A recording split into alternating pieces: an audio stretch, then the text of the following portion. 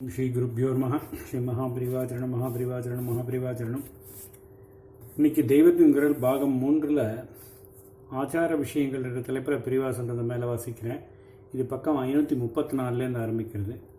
உடனே செய்ய வேண்டியது எல்லாரையும் வைதிகமாக என்றால் இந்த காலத்தின் போக்கில் நடக்கிற காரியமா? நடக்காததை சொல்லி பிரயோஜனம் என்ன என்று கேட்டால் நடக்கிற அளவுக்கு ஒன்று சொல்கிறேன். எதையாவது உடனே செய்ய ஆரம்பித்து விட வேண்டும். சமூகத்தில் ஒட்டாமல் தனியாக வைதிகர்கள் ஒரு சின்ன கோஷ்டியாக இருப்பதாகவும் அவர்களும் இன்ஃபீரியாரிட்டி காம்ப்ளெக்ஸோடு அப்படி இருப்பதாகவும் இருக்கிற ஸ்திதி மாறுவதற்கு இந்த ஒன்றை சொல்கிறேன். அதாவது மற்றவர்கள் முழுக்க வைதிகமாக போகாமல் லௌகீகமான ஸ்கூல் காலேஜ் என்றே பசங்களை விடட்டும்.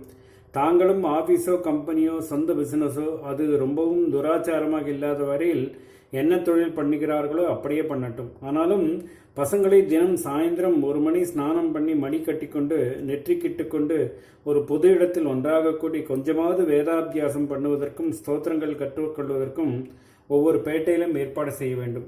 பிராமணர் அல்லாதவருக்கும் வேதாபியாசம் தவிர மற்ற எல்லா தினசில் மதாபிமானம் தெய்வபக்தி உண்டாகும்படியான ஏற்பாடுகளை பண்ண வேண்டும்.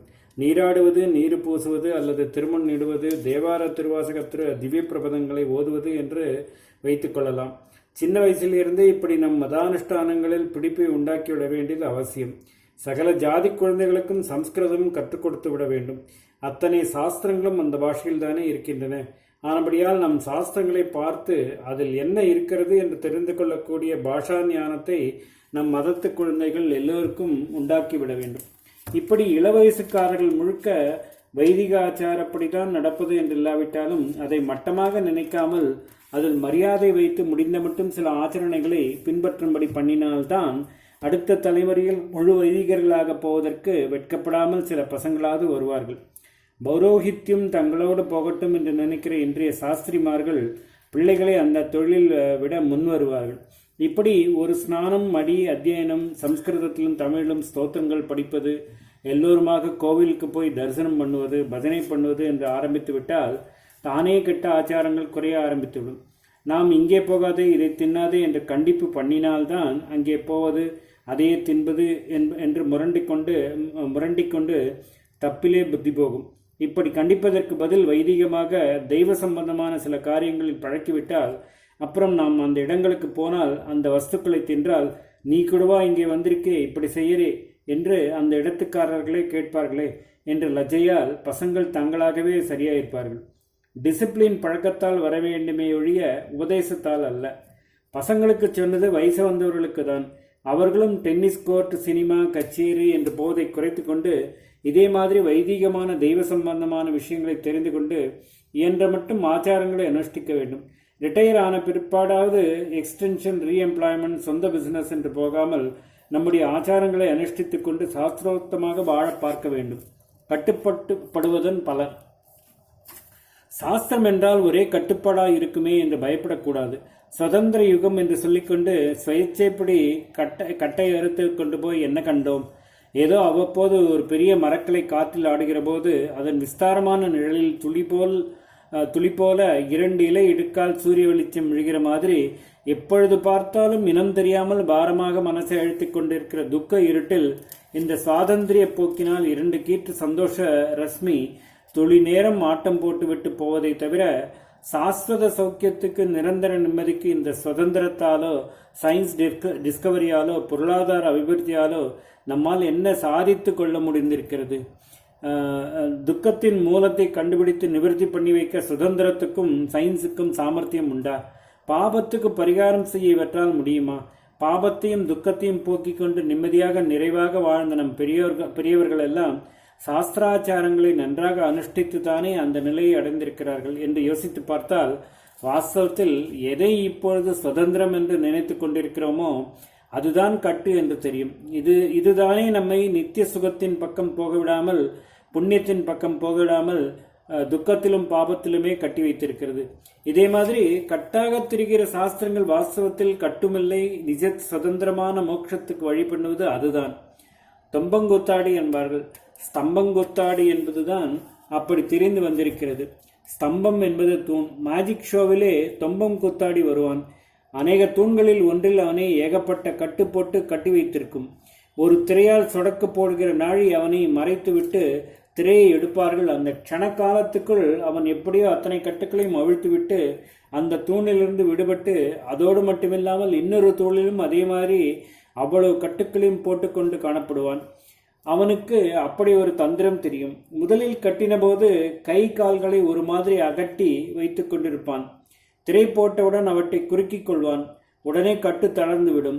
அது கீழே விழுவதற்குள் மறுபடியும் அதே மாதிரி அகட்டி கொண்டு இன்னொரு தூணுக்கு போய்விடுவான்.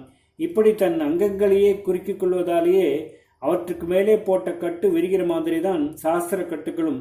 அகங்காரத்தை மேலே இருந்து கட்டுவது சாஸ்திரம். நாமே உள்ளுக்குள்ளிருந்து நம்மை கட்டுப்படுத்திக் கொள்வதற்காக நம்மை பக்குவப்படுத்துவதற்கே இந்த கட்டு மணிமுடிச்சாக ஒரு கட்டு விழுந்து அதை அழிக்க முடியாமல் ஆகிற போது என்ன செய்வார்கள் என்றால் அந்த கட்டை விட இறுக்கமான இன்னொரு கயிற்றால் சுற்றுவார்களே தவிர இதை இரண்டாவது கயிற்றை முடிச்சாக போட மாட்டார்கள். இப்படி இருக்குகிற போது கட்டப்படுகிற வஸ்து முன்னை விட குறுகுமாதலால் முதலில் மணி முடிச்சு விழுந்த கயிறு இப்பொழுது அதற்கு தொளதள என்று ஆகிவிடும். அதனால் முடிச்சை அவிழ்க்காமலே அந்த கயிற்றை அப்படியே எடுத்து போட்டு விடலாம். அப்புறம் முடிச்சு போடாமல் இப்பொழுது இறுக்கி பிடித்து கொண்டிருக்கிற கயிற்றையும் விட்டுவிடலாம். அப்பொழுது வஸ்து ஒரு கட்டுமில்லாமல் சுதந்திரமாகிவிடும். அகங்கார மனசு நம்மை கட்டி போட்டு படுத்துகிற பாட்டில் சம்சார பந்தம் மணிமுடிச்சாய் விழுந்திருக்கிறது. இப்பொழுது இதைவிட இருக்கும் மாதிரி தெரிகிற ஆச்சார கட்டுகளை போட்டுக்கொண்டால் அப்புறம் 2 கட்டும் போய் நிஜமான ஆத்ம சுதந்திரத்தை அடையலாம். கர்மா என்றாலும் பக்தி என்றாலும் ஞானம் யோகம் என்று எந்த பெயரை சொன்னாலும் சாதனா மார்க்கங்கள் எல்லாம் மனசை கட்டுப்படுத்துகிற ஒரே லட்சியத்துக்காக ஏற்பட்டதுதான். வாழ்க்கையில் ஒவ்வொன்றும் சாஸ்திரத்தை பார்த்து ஆச்சாரமாய் பண்ண வேண்டும். பூஜை புனஸ்காரம் தான் என்றில்லை. பல் தேய்ப்பதிலிருந்து ஆரம்பித்து எல்லாவற்றுக்கும் சாஸ்திர ரூல்படி செய்ய வேண்டும் என்று ஆரம்பித்தால் நமக்கு தெரியாமலே நம் மனசு போகிறபடி பண்ணாமல் அதை கட்டுப்பாட்டுக்கு கொண்டு வந்து விடுவோம். ஆச்சாரம் சிக்கனத்துக்கு ரொம்பவும் உதவுகிறது என்ற பாயிண்ட் இங்கேயும் வருகிறது. இப்பொழுது மனசில் எழும்புகிற பலதரப்பட்ட ஆசைகளுக்காகத்தானே செலவெல்லாம் செய்கிறோம். கண்டதை தின்ன தோன்றுகிறது. சினிமா ஆசை, ட்ரெஸ் ஆசை என்று இவற்றுக்குத்தானே செலவு செய்கிறோம்.